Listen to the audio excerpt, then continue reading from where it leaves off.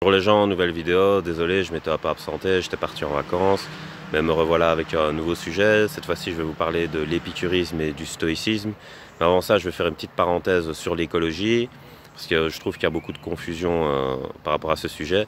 Et je vais vous imager justement une image que j'ai vue sur Internet. En fait, on voit deux élèves en classe, un devant, un derrière, et celui de derrière est anarchiste et celui de devant est écolo. Et l'anarchiste appelle l'écolo se retourne et l'anarchiste lui donne un mot, et sur ce mot il est écrit euh, l'écologie sans lutte des classes, c'est du jardinage. Alors ça, je vais y venir parce que j'en ai parlé dans ma rousse des vents politique que j'avais faite il y a un moment. Dans le courant écolo, il y a deux courants.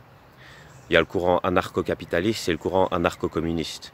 Et les capitalistes sont malins parce qu'ils arrivent à semer la confusion en faisant croire que c'est le même combat. C'est un peu la même chose que quand un grand patron de multinationale fait comme si sa vie était similaire à un petit patron de PME qui bosse à n'en plus finir pour essayer de se tenir la tête hors de l'eau par rapport à la concurrence, alors que ça n'a rien à voir, c'est pas du tout le même train de vie, c'est pas du tout le même métier, puisque déjà un méga grand patron, il peut déléguer la gestion, donc c'est même plus lui qui gère, donc il travaille même pas en fait.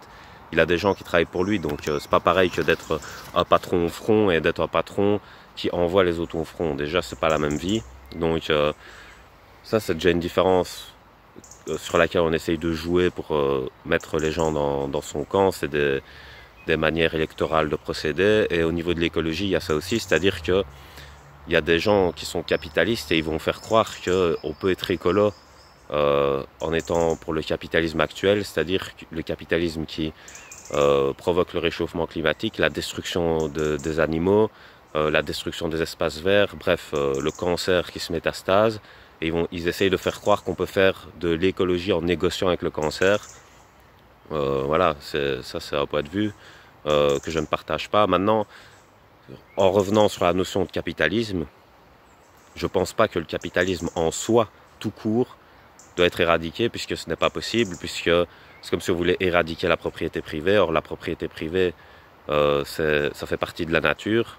Le truc, c'est qu'il ne faut jamais partir des extrêmes, c'est-à-dire l'extrémisme communiste qui veut tout partager, tout répartir, mais on ne peut pas répartir quelque chose qu'on n'a pas produit, donc c'est pas possible. Et puis l'extrémisme capitaliste qui veut s'approprier tout sans rien répartir, et donc il y a une genre de sclérose, d'inertie, de kyste, d'enquistage qui détruit l'environnement. Voilà. Et donc ça c'était pour la petite parenthèse écologique. Faut pas écouter les imposteurs qui disent qu'on ne doit pas changer de modèle, qu'on doit rester dans le modèle actuel tout en faisant de l'écologie. Ça ne tiendra jamais, puisque la production actuelle, le capitalisme sauvage, a créé ce qu'on appelle l'obsolescence programmée, c'est-à-dire qu'il fait exprès de produire des produits jetables rapidement, et ça crée donc du déchet volontairement. Pourquoi on crée du déchet volontairement? Vous allez me dire, mais c'est stupide de faire ça. S'ils réfléchissent un peu, ils vont pas faire ça.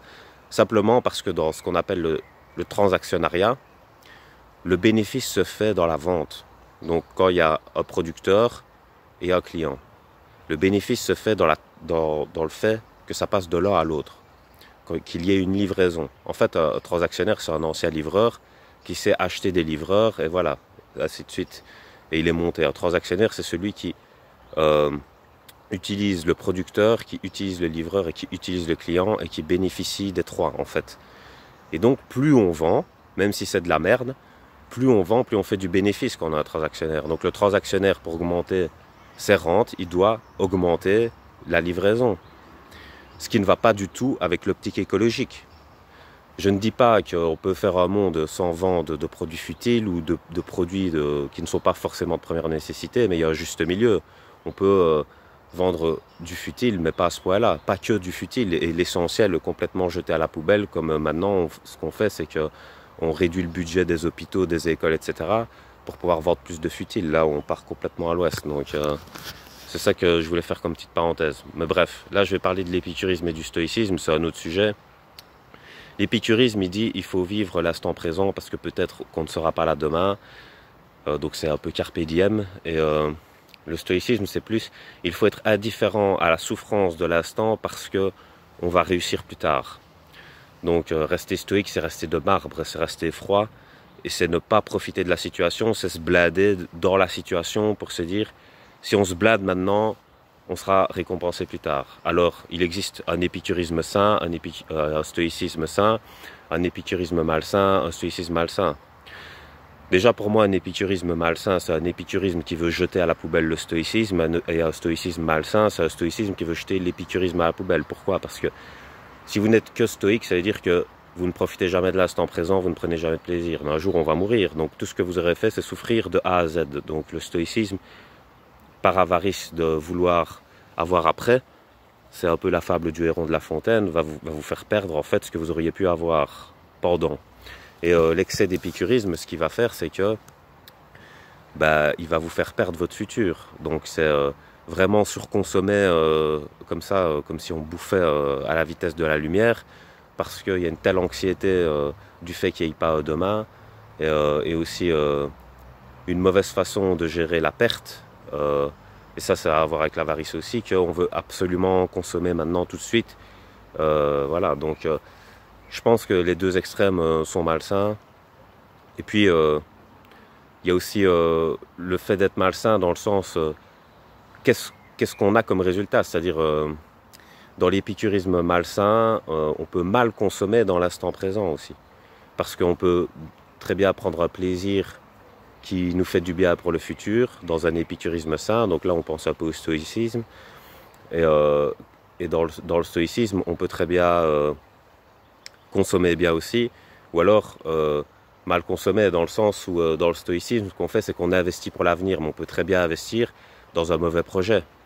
Donc ça, c'est du mauvais stoïcisme, dans le sens où on a cru en un truc qui serait impossible. Ça, c'est du mauvais stoïcisme. Le bon stoïcisme, c'est investir à long terme dans un truc qui sera possible. Le mauvais stoïcisme, c'est investir à long terme dans un truc impossible. L'épicurisme, c'est consommer tout de suite quelque chose de bien. Donc ça, c'est l'épicurisme sain. Et l'épicurisme malsain, c'est consommer tout de suite quelque chose de très mauvais, un poison, quoi. Donc voilà, ça, c'est la différence entre les deux. Et encore une fois, je pense qu'il faut un juste milieu. Voilà, je vais terminer la vidéo sur ça. J'espère que ça vous aura plu. Et voilà, passez une bonne soirée.